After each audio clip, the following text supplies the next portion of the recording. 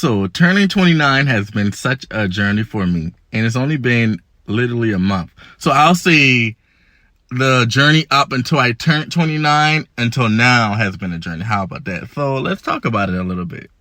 So I don't know if I mentioned it before, but when I was young and I first came out the closet, I had this whole plan and idea of how my life would go as a black gay man. So my plan was to finish school by a certain age. So let me just be honest. I had it planned to be finished with school and in my career by the age of 26. And by the age of 28 or 29, in my mind, I would be in love in a long-term relationship, of course, already in my career, and we would be building a future together. Well, this thing called life, as you live it, honey, you will learn that everything doesn't always go as planned, right? So that's kind of where I'm at now. So I turned 29 last month, and I realistically sat and did what I'll call a self-evaluation of where I'm at, what I've accomplished, what are my goals, where do I want to be, what are my aspirations, really what's next for me. So first things first, I've officially been on PrEP for about 3 months now. So I told you guys that I kept having these experiences with guys who I was having sexual relations with, and they did not want to use condoms. They were trying to take the condoms off. They were telling me up front that they did not prefer to use them, and I wasn't okay with that. So in an attempt to protect myself, because although I'm always going to use protection, I cannot predict what these guys will do. There could be a time where these guys decide to slip the condom off. There could be a time where the condom pops. All these potential threats to my sexual health, and I also have to be honest with myself. I am single. I'm not in a relationship. I am not having consistent sex with one consistent person, so I still need to protect myself also. So I went and got tested. When I got tested, I asked them to sign up for PrEP. I just went to a random clinic up here that did free testing. So when I went in there, they sent me an appointment to meet a doctor for PrEP. The appointment was set for like 2 months out. I did not want to wait that long. So I ended up signing up for PrEP through Mister. And Mister is a program that typically pops up when you're on the gay dating apps like Jack, Grindr. And it's popped up a lot, and I've always said I was going to follow through, but I never did, but I did it. And I would tell you guys that the process was smooth, it was easy, and it was a seamless process. So I'm going to walk you guys through the journey, and I'll make it quick. So first things first, you sign up through their website. It's really quick and easy. You sign up through the website and answer the questions. They schedule you an appointment with one of their counselors. It's a quick virtual appointment. It gives you time for her to explain the PrEP process to you. You get to ask her any type of questions that you have. This is the time for you to wreck her brain. Fortunately, I did a lot of research prior. As I told you guys, I've been wanting to kind of get on PrEP for years, but because I wasn't that sexually active, I never really felt the need to. So I've already done my research on PrEP. So I didn't really have much questions for her. The interview process was quick. After the interview process, you set up an appointment to go to a nearby clinic. They pay for everything, so you are not charged for the visit. When you go to the clinic, they test you for HIV, of course. They do a gonorrhea test. They did a syphilis test, and they also did and the last thing they test you for is hepatitis. So HIV, gonorrhea, syphilis, hepatitis. It's a lot of blood drawing going on in that appointment. Just be ready for that. So after that, you get your results back in about 2 days. They email you the results. Once they email you the results, they send you the PrEP. This is how smooth it goes. They literally send you PrEP about a week and a half, maybe 2 weeks before you run out of the PrEP. They send you a 30-day supplement at a time. So I just got my last 30-day supplement, so I'm on month 3. I have not had any side effects. I have not experienced any side effects. There's no difference. I've taken a pill every morning, and it's been fine. So I just kind of wanted to update you guys on that. Anyone that's interested in PrEP, so far so good. Now, I have not had unprotected sex, of course. That was not the reason I got on PrEP. It's just as a backup or a cushion. But if I do decide, I do know that I have that sense of security, okay? So, boom. First thing. So, let's talk about me relapsing on the dating apps. So, I found myself in a place where I deactivated all the dating apps. I deleted all my profiles, and they were not on my phone. So, I'm going through my day-to-day, and I find myself being bored. So, what I've come to realize is now that I'm 29, although I've been off and on the gay dating apps for years, the gay dating apps have become a part of my day-to-day life, kind of. And one of my best friends made a great point. He was like, do you think that you may have a mini addiction? And when he asked me it, I denied it, I did not want to claim that. But as I watched myself become bored and how it was so easy for me to just download the apps and go back into the same cycle, I had to question, maybe you are mini addicted, and that's not a bad thing, as long as I have the awareness. So I've slowly been breaking myself out of it. But let's go back a little bit. So I found myself being bored. I found myself kind of wanting a little bit of attention. I found myself kind of in the mood for a little bit of sex. So me activating the dating apps was never because I didn't want to have sex. Because I'm 29, I find myself in a place where casual sex isn't that fun or interesting to me anymore.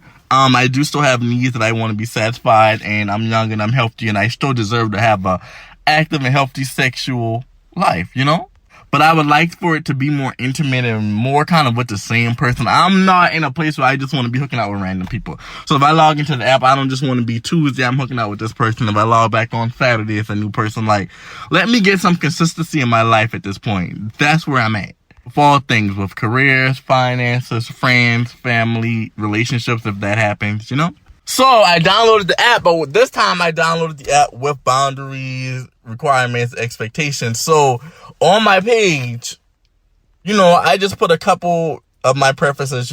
I don't prefer any DL overly discreet men. I'm into this, I'm into that. And baby, the girls are not with it. So let me tell y'all, the girls ate me up. It was gay men eating me up, and it was the trades. The trades were not happy about seeing an openly feminine gay man say that he was not interested in DL men. So one guy in particular, because he was upset that I placed on my profile I was not interested in trans attracted men, he decided to come in my inbox and tell me a little bit about how he felt about me. And here's the screenshot. So he said, why the ugliest people have the worst attitudes? Like, bro, you ugly as niggas, N-words have to be weird to think you're cute. Like, you look like a trans. Oh, I get it. You tried that also and failed miserably. Now you are just a punk in girls' clothes that works out. Built like the Rock in girls' clothes. Shake my head. Woo! Tell me how you really feel, Butch Queen.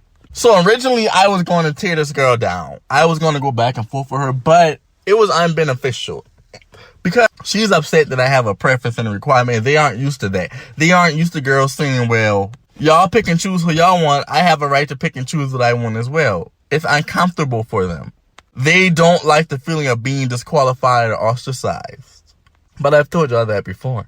I just thought that was interesting, and I wanted to bring that to you guys, because when you do set a standard and a boundary for yourself, everyone won't be happy about it. But girl, there's no need to go back and forth with girls about your requirements or your boundaries, girl. It is what it is. Either they meet it or they don't.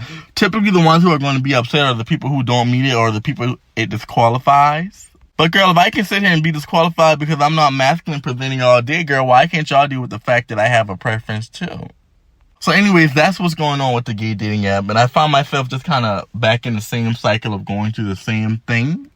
And it just didn't feel good. It got old really fast within those few weeks. So I'm now in a place that I have deleted the app again. And I do think that this last time around, it gave me what I needed to give. I understand that there's really nothing on there for me but a hookup.